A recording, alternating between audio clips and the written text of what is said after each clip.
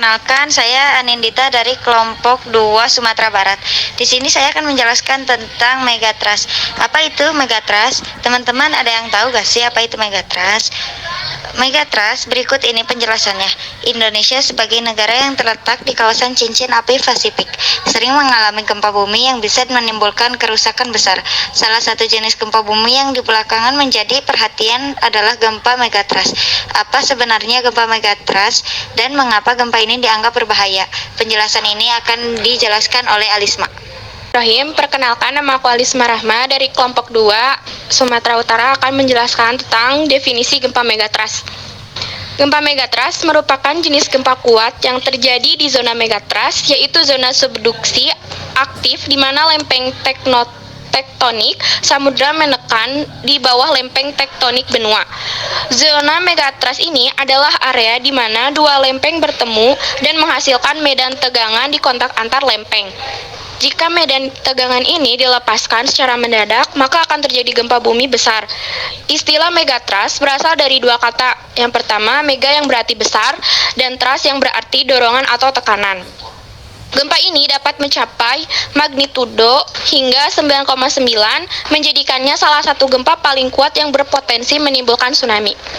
Sekian penjelasan dari Alisma. Bismillahirrahmanirrahim. Perkenalkan, nama saya Natlah Azkia dari kelompok 2 Sumatera Utara akan menjelaskan tentang zona Megatrust di Indonesia.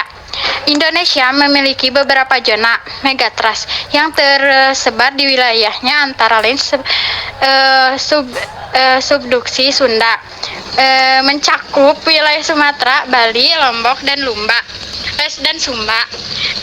Subduksi Banda meliputi wilayah Pulau Banda, subduksi lempeng Laut Maluku, subsidi Sulawesi, subsidi lempeng Laut Filipina, subduksi utara Papua. Zona-zona Megatrust ini terbentuk sejak jutaan tahun yang lalu, menjadi sumber potensial gempa bumi di Indonesia.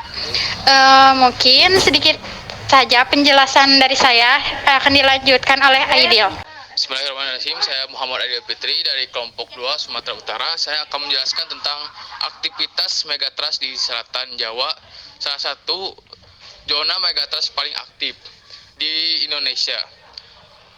Zona Megatrust selatan Jawa, di wilayah ini terdapat 3 segmen Megatrust utama: segmen Jawa Timur, segmen Jawa Tengah, dan Jawa Barat, segmen Banten, Selat Sunda. Setiap segmen ini memiliki potensi gempa hingga magnitudo 8,7. Namun, jika dua segmen bergerak bersamaan, magnitudo gempa yang dihasilkan bisa lebih besar dari 8,7. Catatan sejarah menunjukkan beberapa gempa besar yang terjadi di zona Megatrust setelah Jawa, seperti gempa magnitudo 7,0 hingga 7,9 yang terjadi pada tahun 1903, 1921,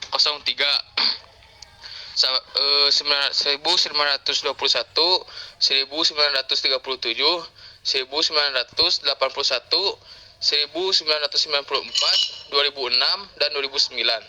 Selain itu, gempa dengan magnitudo 8,0 atau lebih besar pernah terjadi pada tahun 1780, 1859, dan 1430.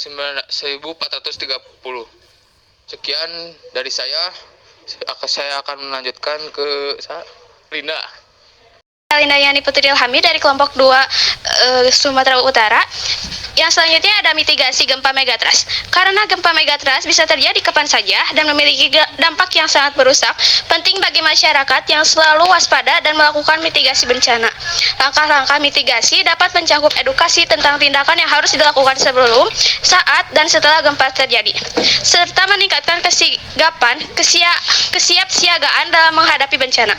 Dalam menghadapi ancaman gempa Megatrust, pengetahuan dan kesiapan adalah kunci untuk mengurangi risiko resiko dan menyelamatkan nyawa. Sekian. Perkenalkan, nama saya Raskuita dari kelompok 2 Sumatera Utara akan menjelaskan tentang efek samping utama dari gempa megatrust. Yang pertama, tsunami. Salah satu efek paling berbahaya dari gempa megatrust adalah tsunami.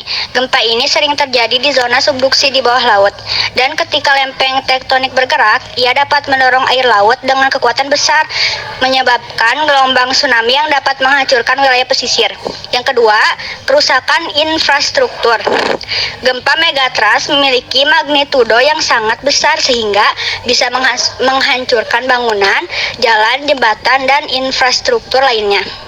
Kerusakan ini dapat membuat banyak orang kehilangan tempat tinggal dan menyebabkan gangguan besar dalam transportasi serta layanan dasar seperti listrik dan air. Yang ketiga, tanah longsor. Getaran kuat dari gempa dalam memicu tanah longsor, terutama di daerah pegunungan atau perbukitan. Tanah longsor ini dapat menimbun rumah, jalan, dan bahkan desa, mengakibatkan banyak korban jiwa. Yang keempat, likuefaksi. Terjadi ketika gempa kuat mengguncang tanah yang jenuh air, mengubahnya menjadi lumpur yang tidak mampu menopang bangunan. Ini menyebabkan bangunan dan infrastruktur tenggelam atau miring. Yang kelima, kebakaran. Gempa bumi dapat merusak jaringan gas dan listrik, menyebabkan kebakaran besar yang sulit dipadamkan, terutama jika akses ke daerah yang terkena gempa terhalang oleh puing-puing. Terima kasih. Sekian dari kelompok kami. Mohon maaf bila banyak kekurangan dan kesalahan. Assalamualaikum warahmatullahi wabarakatuh. Dadah. Bye bye.